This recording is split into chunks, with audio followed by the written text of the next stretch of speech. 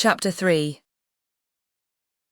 Not all that Mrs. Bennet, however, with the assistance of her 5 daughters, could ask on the subject, was sufficient to draw from her husband any satisfactory description of Mr. Bingley.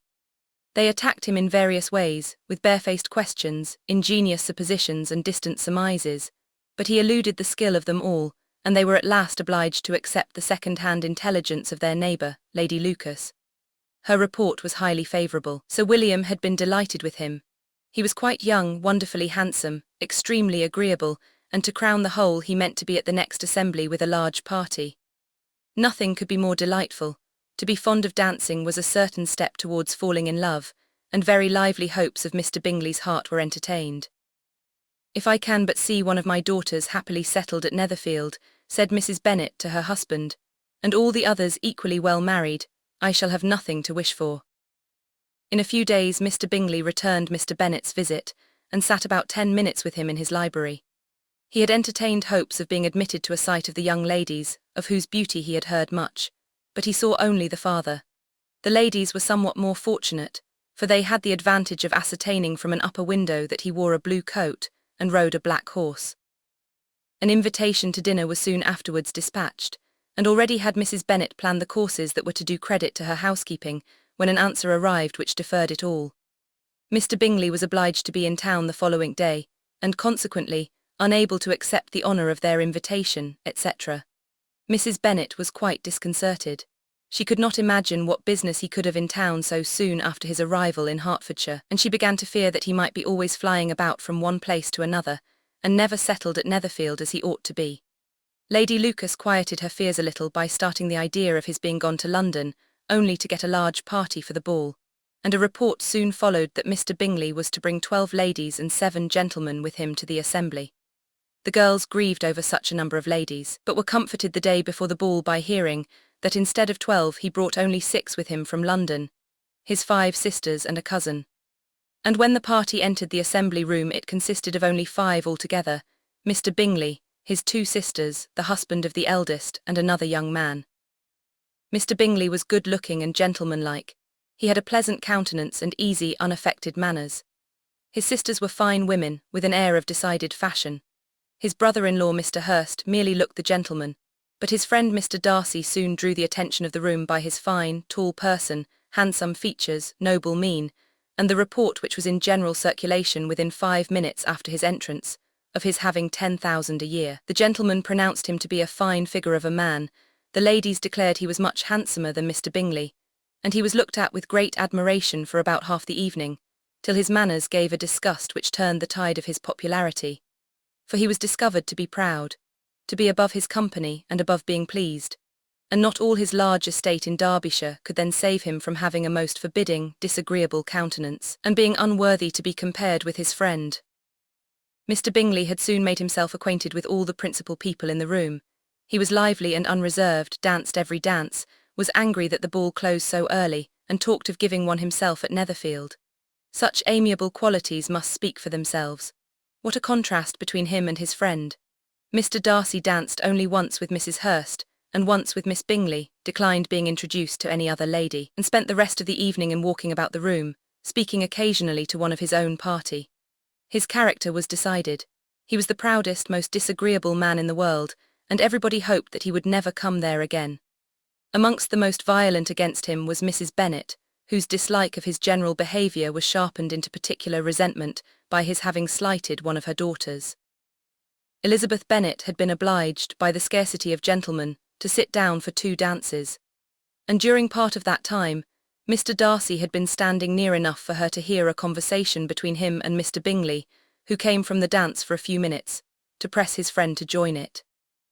"Come, Darcy," said he, "I must have you dance. I hate to see you standing about by yourself in this stupid manner. You had much better dance." "I certainly shall not. You know how I detest it, unless I am particularly acquainted with my partner. At such an assembly as this it would be insupportable. Your sisters are engaged, and there is not another woman in the room whom it would not be a punishment to me to stand up with." "I would not be so fastidious as you are," cried Mr. Bingley, "for kingdom. Upon my honour, I never met with so many pleasant girls in my life as I have this evening, and there are several of them you see uncommonly pretty. You are dancing with the only handsome girl in the room, said Mr. Darcy, looking at the eldest Miss Bennet. "Oh, she is the most beautiful creature I ever beheld, but there is one of her sisters sitting down just behind you, who is very pretty, and I dare say very agreeable. Do let me ask my partner to introduce you."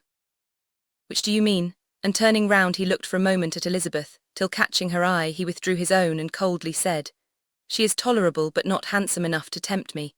I am in no humour at present to give consequence to young ladies who are slighted by other men. You had better return to your partner and enjoy her smiles, for you are wasting your time with me."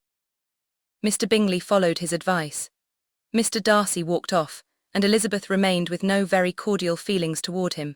She told the story, however, with great spirit among her friends, for she had a lively, playful disposition which delighted in anything ridiculous. The evening altogether passed off pleasantly to the whole family. Mrs. Bennet had seen her eldest daughter much admired by the Netherfield party. Mr. Bingley had danced with her twice, and she had been distinguished by his sisters. Jane was as much gratified by this as her mother could be, though in a quieter way. Elizabeth felt Jane's pleasure. Mary had heard herself mentioned to Miss Bingley as the most accomplished girl in the neighbourhood, and Catherine and Lydia had been fortunate enough never to be without partners, which was all that they had yet learnt to care for at a ball. They returned therefore in good spirits to Longbourn, the village where they lived, and of which they were the principal inhabitants. They found Mr. Bennet still up. With a book he was regardless of time, and on the present occasion he had a good deal of curiosity as to the event of an evening which had raised such splendid expectations. He had rather hoped that his wife's views on the stranger would be disappointed, but he soon found out that he had a different story to hear. "Oh, my dear Mr. Bennet," as she entered the room, "we have had a most delightful evening, a most excellent ball. I wish you had been there.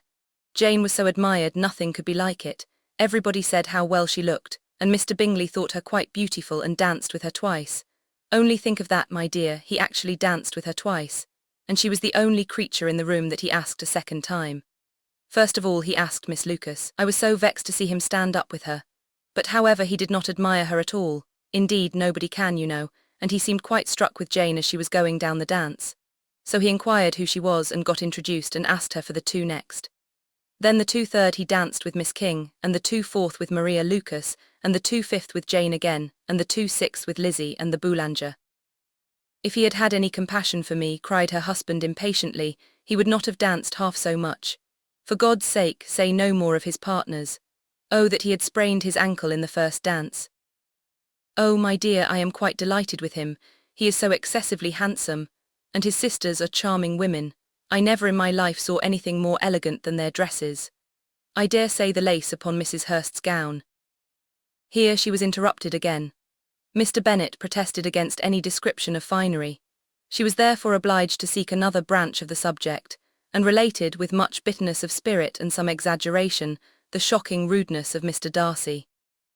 "But I can assure you," she added, "that Lizzie does not lose much by not suiting his fancy, for he is a most disagreeable, horrid man, not at all worth pleasing. So high and so conceited that there was no enduring him. He walked here and he walked there, fancying himself so very great, not handsome enough to dance with. I wish you had been there, my dear, to have given him one of your set downs. I quite detest the man."